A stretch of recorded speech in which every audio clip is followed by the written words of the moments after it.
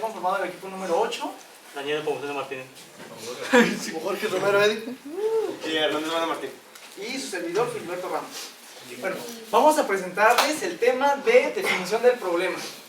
Por favor.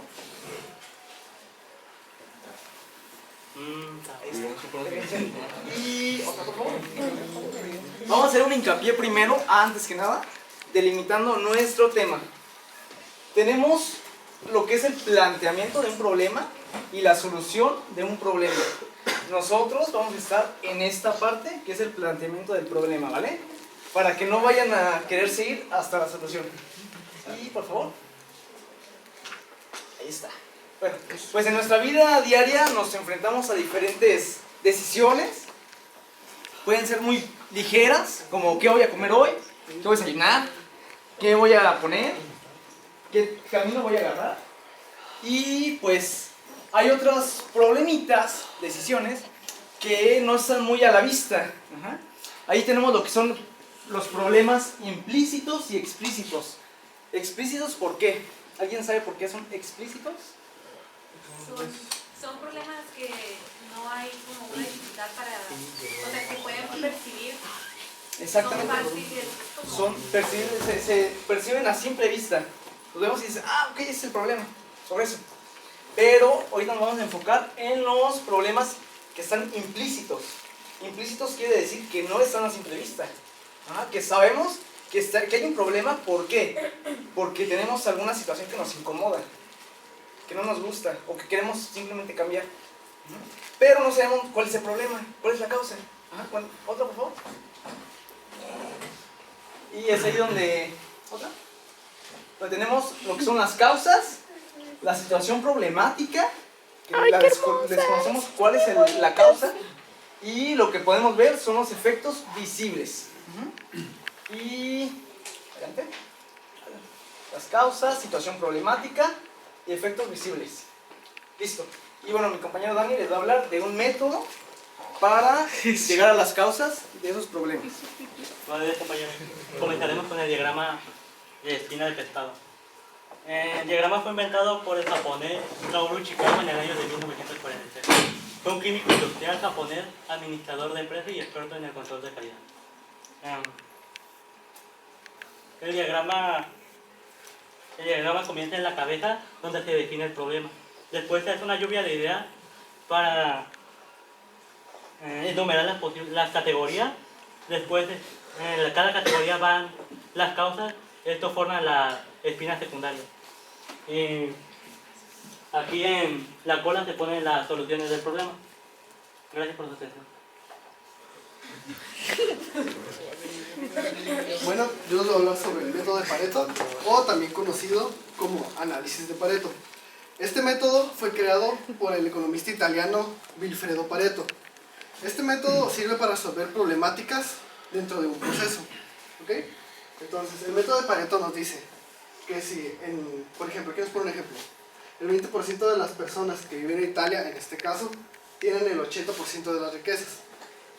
Otro ejemplo podría ser que el 20% de producción o de velocidad de producción que se tiene en un proceso genera un 80% de resultados. ¿Eso qué quiere decir? En el 20% se encuentran todos los problemas irrelevantes o que no suceden con mucha frecuencia. Mientras que en el 80% se encuentran los problemas con mayor frecuencia, haciendo que sean los problemas más relevantes a resolver. ¿Ok?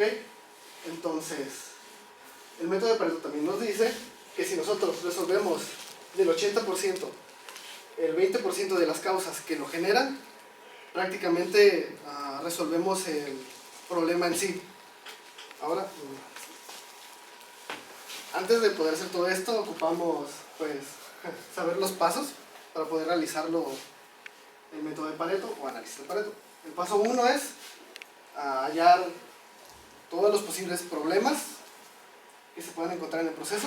En este paso, el método de Pareto se apoya bastante en el diagrama de espina de pez, ya que pues ahí se puede poner o derivar todos los problemas y subproblemas se pueden anotar.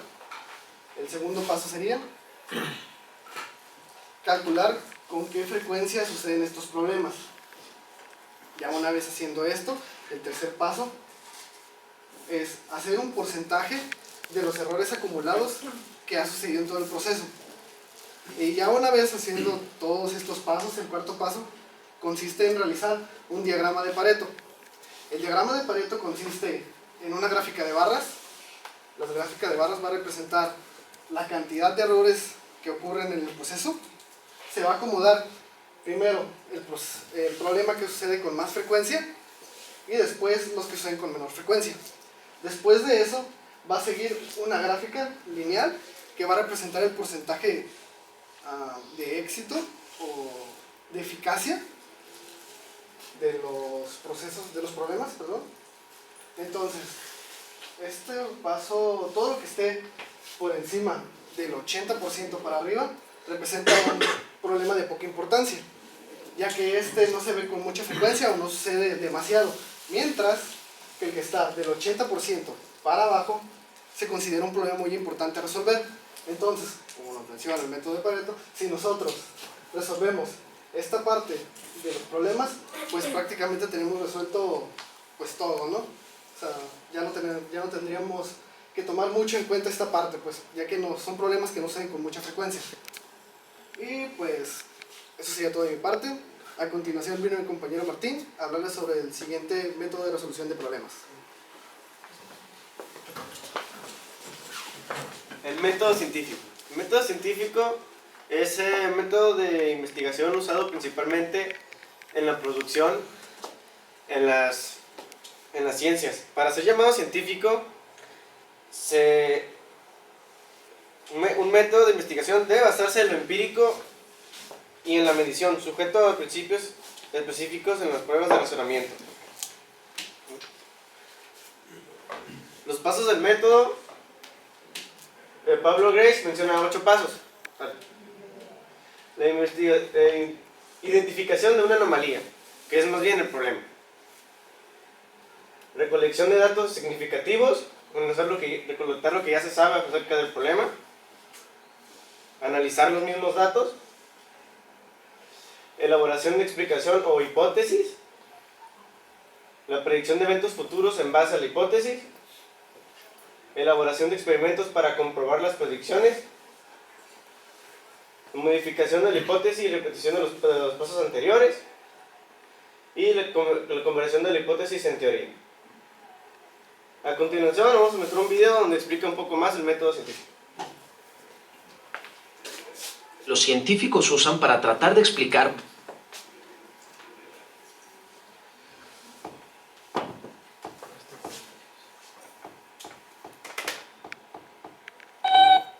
Sí, sé que has estado regándolas. No sé qué puede estar mal. Queridos Tim y Moby, ¿qué es el método científico? Mateo. El método científico es el procedimiento que los científicos usan para tratar de explicar por qué ocurren las cosas como ocurren. Cuando la gente está tratando de entender el mundo que los rodea, muchas veces se encuentra con problemas que no sabe cómo responder. Aquí es cuando entra el método lógico, paso a paso, que los científicos usan para resolver problemas. Como aquí Moby, que parece tener un problema con sus plantas.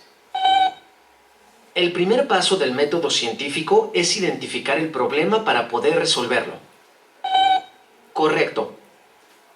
La planta se está muriendo aunque está siendo regada cada día. ¿Por qué? Para resolver este problema, primero tenemos que entender lo que ya sabemos. Muy bien, las plantas necesitan agua. ¿Qué tipo de planta es esa? Una higuera. Bien. Ahora tenemos que hacer algunas observaciones acerca de la planta. Las hojas son cafés y se están cayendo. Y la tierra es mojada y esponjosa. Ahora tenemos que hacer una deducción. Una deducción es lo que podemos suponer a partir de nuestras observaciones. De lo que observamos, podemos deducir que Moby está regando su planta demasiado. Ahora transformemos nuestra deducción en una hipótesis. Bueno, una hipótesis es una explicación que se puede comprobar de aquello que observamos.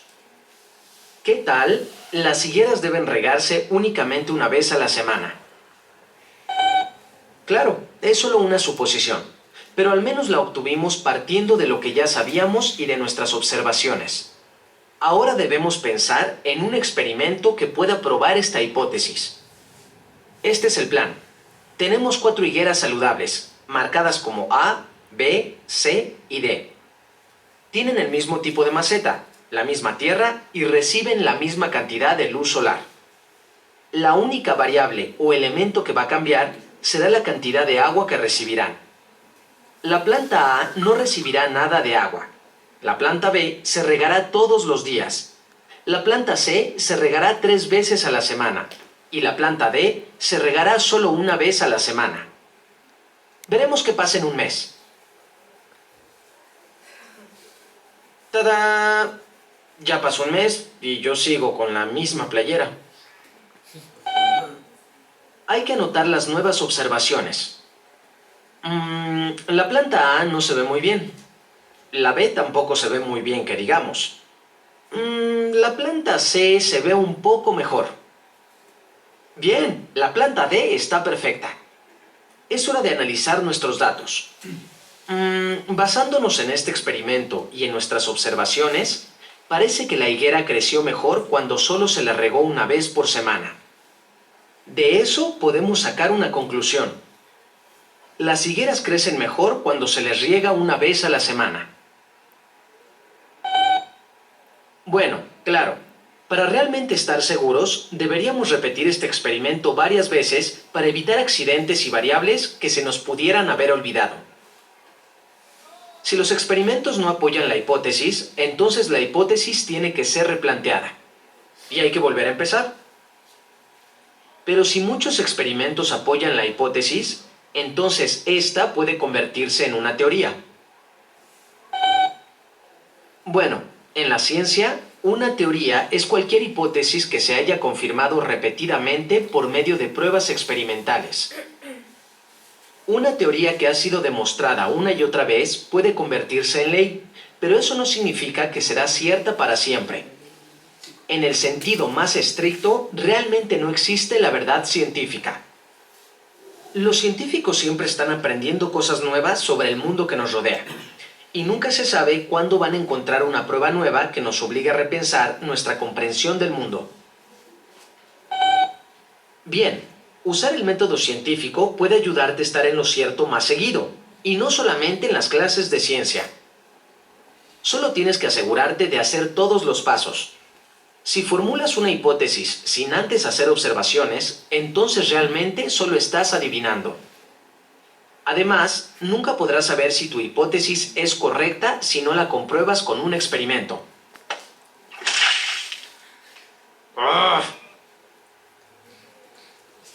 Bueno, y ya que terminamos los 3 métodos, vamos a hacer una retroalimentación para saber que quedó claro alguno de los temas. Veamos primero. ¿Cuál es el método de espina de pescado? Pregunta para el público. ¿Alguien quiere responder? ¿O qué entendieron por ese método? De ese lado. En la cabeza se pone el problema y las espinas se van poniendo como cosas que llevan al problema, y en la cola va la solución. Ok, hablaste de problema, ¿verdad? Ajá. Nuestro punto aquí es que no conocemos el problema. Entonces en la cabeza no podremos... ¿Me puedes llevar la de pescado, por favor? Si en la cabeza de la espina de pescado, del diagrama, no puedes poner lo que es el problema tal cual, porque no lo conoces realmente. Lo único que conoces es la situación problemática, ¿no? Los efectos visibles, situación problemática, lo que no te gusta, lo que se está molestando, lo quieres cambiar. ¿Ah? Después de eso, en cada una de estas espinitas, no son 8, no son 10, no son 12, ustedes pueden poner las que ustedes gusten, siempre y cuando categorizando en cada una las causas globales en las que puede estar envuelto el problema. Ajá. Podemos tener aquí razones de causas que difieren en las personas, en procesos, en tus máquinas que utilizas. Siempre van a ser las que ustedes gusten. Ajá. Después de eso, tenemos las pequeñas ramificaciones en cada causa, cada categoría.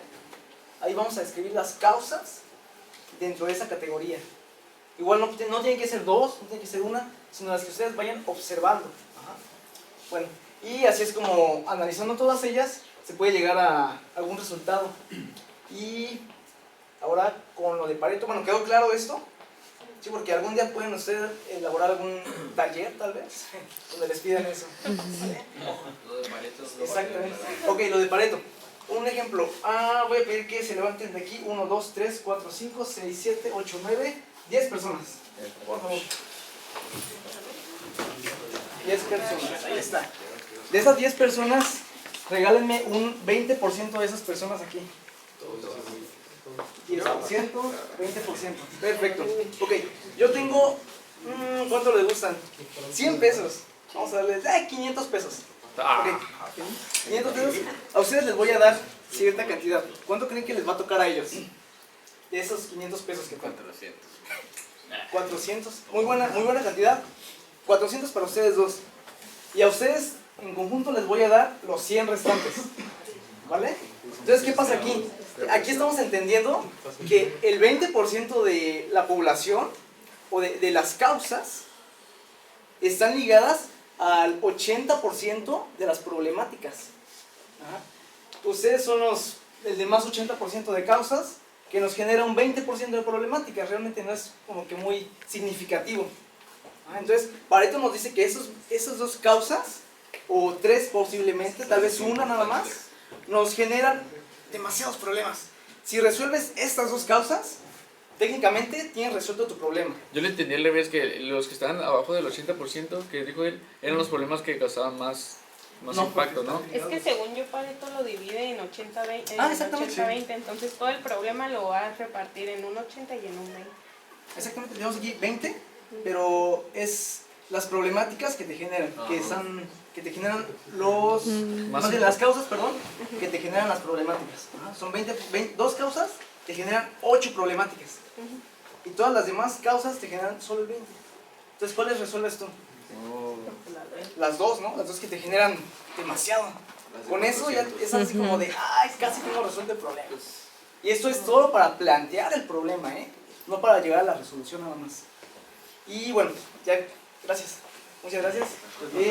El método científico ya lo deben de conocer ustedes también.